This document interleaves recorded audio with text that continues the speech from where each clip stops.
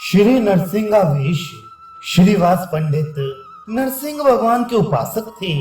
वे अपने पूजा गृह में बैठे हुए भक्ति भाव से नरसिंह भगवान का विधिवत पूजन कर रहे थे।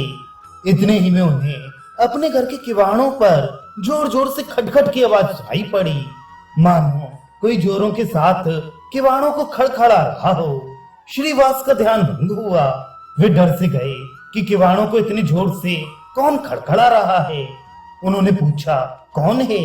बाहर से आवाज आई, जिसका तुम पूजन कर रहे हो, जिसे अब तक अप्रत्यक्ष मानकर पूजा करते थे, उसे प्रत्यक्ष देख लो। ये सुनकर श्रीवास पंडित कुछ सिटपिटा से गए और उन्होंने डरते डरते किवाड़ खोले। इतने में ही श्रीवास क्या देखते हैं कि अद्भुत रूप लावण्य से युक्त शची नंदन श्री विशंबर निर्भय भाव से पूजा गृह में चले जा रहे हैं। वे जाते ही पूजा के सिंहासन पर विराजमान हो गए। श्रीवास पंडित को ऐसा प्रतीत हुआ कि साक्षात विष्णु भगवान विशंबर के रूप में प्रकट हुए हैं। उनकी चार हाथों में शंख, चक्र, गदा और पद्म सुशोभित हो रहे हैं। गले में वैजयंती माला पड़ी हुई है। एक बड़े भारी मत्त सिंह की भांति बार बार हुंकार कर रहे हैं। श्रीवास प्रभु के ऐसे भयंकर रूप को देखकर भयभीत से हो गए। भगवान के सिंहासन पर बैठे ही बैठे प्रभु घोर गंभीर स्वर से सिंह की भांति दहाड़ते हुए कहने लगे, श्रीवास, अभी तक तुमने हमें पहचाना नहीं। अद्वैताचार्य तो हमारी परीक्षा करने के ही निमित्त शांतिपुर चले गए। तुम्हें किसी प्रकार का भय न करना चाहिए। हम एक एक दुष्ट का विनाश करेंगे। भक्तों को कष्ट पहुंचाने वाला कोई भी दुष्ट हमारे सामने बच ना सकेगा। तुम घबराओ नहीं, शांत चित्त से हमारी स्तुति करो। प्रभु के इस प्रकार आश्वासन देने पर श्रीवास पंडित कुछ देर बाद प्रेम में विवल होकर गदगद कंठ से स्तुति करने लगे। हे भक्त भयहारी भगवान, आप प्रसन्न हो, मैं आपकी स्तुति करता हूँ। प्रभु, आपकी मेघ के समान सलोनी श्याम सुंदर मूर्ति है। शरीर पर बिजली के समान चमकीला पीतांबर शोभायमान है। गुंचाओं के भूषणों से तथा मयूर पिच्छ के मुकुट से आपका श्रीमुख दैदीप्यमान है। गले में वनमाला विराजमान है। एक हाथ में दही भात का कौर लिए होने से तथा अन्य स्थानों में लकुटी, नरसिंहा और मुरली से आपकी शोभा अत्यंत ही बढ़ी हुई है। आपके चरण युगल बड़े ही कोमल हैं और नंद बाबा को आप पिता कहकर पुकारते हैं। ऐसे आपके लिए केवल आपकी ही प्राप्ति के निमित्त मैं प्रणाम करता हूँ। विशंबर की जय हो, विश्वरूप अग्रज की जय हो, शची नंदन की जय हो, जगन्नाथ प्रिय की जय हो, गौर सुंदर की जय हो, मदन मोहन की जय हो, नरसिंह रूपधारी भगवान की जय हो, भक्त भयहारी भगवान की जय हो, भक्त भय भंजन प्रभु की जय हो। इतने दिनों से मैं अज्ञान अंधकार में इधर उधर भटक रहा था। आज गुरु रूप से प्रभु साक्षात आपके दर्शन हुए। आज आपने अपना असली स्वरूप प्रकट करके मुझ पामर प्राणी को परम पावन बना दिया। आप ही ब्रह्मा हैं, आप ही विष्णु हैं, आप ही शिव हैं, सृष्टि के आदि कारण आप ही हैं। आपकी जय हो। श्रीवास के इस प्रकार स्तोत्र पाठ करने पर प्रभु ने उन्हें आज्ञा दी कि तुम अपने संपूर्ण परिवार के सहित हमारी पूजा करो और हमसे मनोवांछित वरदान मांगो। प्रभु की आज्ञा शिरोधार्य करके श्रीवास पंडित ने अपने घर की संपूर्ण स्त्रियों को, बाल बच्चे तथा दास दासियों को एकत्रित किया और सभी मिलकर आनंद तथा उल्लास के साथ प्रभु की पूजा करने के लिए उद्यत हो गए।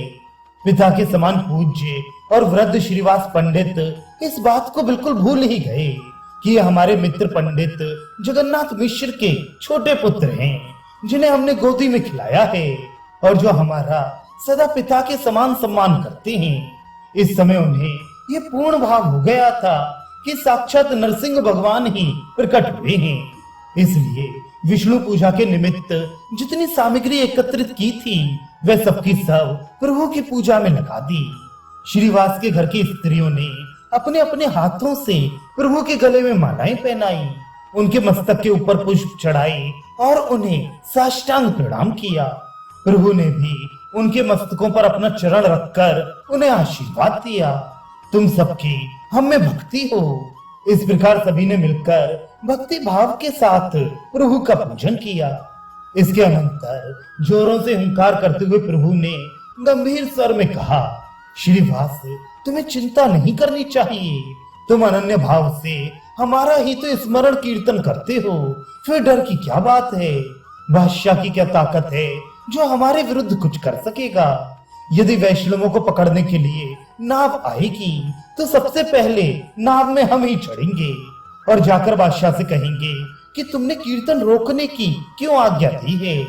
यदि काजियों के कहने से तुमने ऐसा किया है तो उन्हें यहाँ बुलाओ और वे अपने शास्त्र के विश्वास के अनुसार प्रार्थना करके सभी से अल्लाह या खुदा कहलवाएं। नहीं तो हम सभी हिंदू, यवन, पशु पक्षी आदि जीवों से कृष्ण कृष्ण कहलाते हैं। इस प्रकार सभी जीवों के मुख से श्री कृष्ण कीर्तन कराकर हम संकीर्तन का महत्व प्रकाशित करेंगे और यवनों से भी कृष्ण कहलाएंगे। यदि इतने पर भी वे ना मानेगा तो हम उसका संहार करेंगे। तुम किसी बात की चिंता मत करो, निर्भय रहो। हम तुम्हें अभी बताते हैं कि ये सब किस प्रकार हो सकेगा। इतना कहकर प्रभु ने श्रीवास पंडित की भतीजी को अपने पास बुलाया। उसका नाम नारायणी था। उसकी अवस्था लगभग 4 वर्ष की होगी। प्रभु ने उसे अपने पास बुलाकर कहा, बेटी नारायणी, तुम श्री कृष्ण प्रेम में उन्मत्त होकर रुदन तो करो। बस इतना सुनना था कि वे 4 वर्ष की बालिका श्री कृष्ण प्रेम में मूर्छित होकर गिर पड़ी और जोरों से हा कृष्ण कहकर रुदन करने लगी। उसके इस प्रकार रोदन को सुनकर सभी स्त्री पुरुष आश्चर्य सागर में गोते खाने लगे। सभी की आंखों से आंसू बहने लगे। हंसते हंसते प्रभु ने कहा, इसी प्रकार हम सबसे कृष्ण कीर्तन कराएंगे। इस प्रकार श्रीवास को आश्वासन देकर प्रभु मूर्छित होकर पृथ्वी पर गिर पड़े और बहुत देर के अनंतर होश में आए। होश में आने पर आप आश्चर्य के साथ इधर उधर देखने लगे और बोले, पंडित जी, मैं यहाँ कैसे आ गया? मैंने कोई चपलता तो नहीं कर डाली। आप तो मेरे पिता के समान हैं। मेरे सभी अपराधों को आप सदा से क्षमा करते आए हैं। यदि मुझसे कोई चपलता हो भी गई हो तो उसे क्षमा कर दीजिएगा। मुझे कुछ भी मालूम नहीं है कि मैं यहाँ कैसे आया और मैंने क्या क्या कहा था। प्रभु की इस प्रकार की भोली भाली बातें सुनकर श्रीवास पंडित ने विनीत भाव से कहा, प्रभु, मुझे चिरकाल तक भ्रम में रखा और फिर से मुझे भ्रम में ना डालिए।